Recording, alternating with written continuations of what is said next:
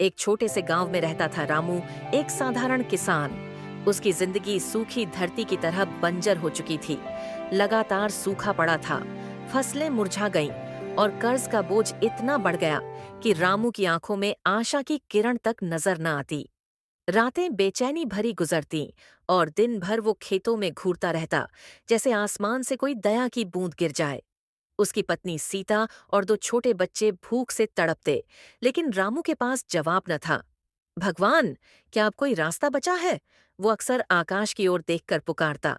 एक शाम जब सूरज ढल रहा था, रामू ने पुरानी बाइबल उठाई।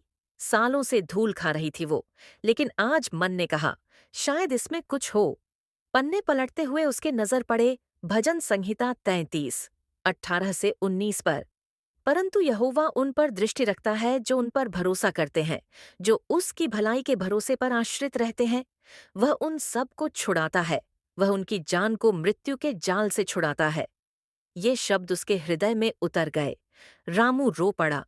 प्रभु, तेरी दया पर ही तो सब कुछ टिका है। लय मेंतियों 3:22 से 23 की तरह। यहोवा की करुणा तो कभी न समाप्त होती, न वे कभी नाश हो जाती हैं। वे प्रतिभोर नई होती हैं, तेरी निष्ठा बड़ी है। अगर तू नया सवेरा दे सकता है, तो मेरी ये सूखी जमीन को भी हरी कर दे। रामू ने फैसला किया, कल से प्रार्थना करूंगा, बिना थके। सुबह होते ही वो खेत के किनारे घुटनों पर बैठ गया। ईश्वर, तेरी दया से ही आशा मिलती है। रोमियो 15:13 कहता है, आशा का परमेश्वर तुम्हें सब आनंद और शांति दे, विश्वास के द्वारा, कि पवित्र आत्मा की सामर्थ्य से तुम आशा से भरे रहो। बस इतना ही मांगता हूँ प्रभु। दिन बीतते गए। गांव वाले हंसते, कहते, रामू पागल हो गया। प्रार्थना से बादल तो नहीं बरसेंगे। लेकिन रामू न रुका। एक हफ्ते बाद चमत्कार हुआ।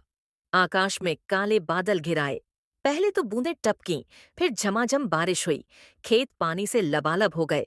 रामू की आंखें भर आईं, बच्चे उछल पड़े, सीता ने गले लगा लिया। फसलें हरी हो गईं, कर्ज चुक गया और गांव में रामू की कहानी फैल गई।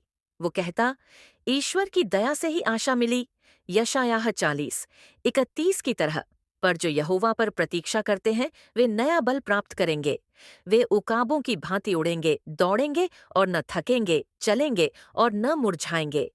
आज रामू का परिवार न सिर्फ खुशहाल है, बल्कि वो गांव के हर दुखी को बताता है, ईश्वर की दया कभी व्यर्थ नहीं जाती। बस आशा का धागा पकड़ लो, वो तुम्हें नई जिंदगी दे देगा।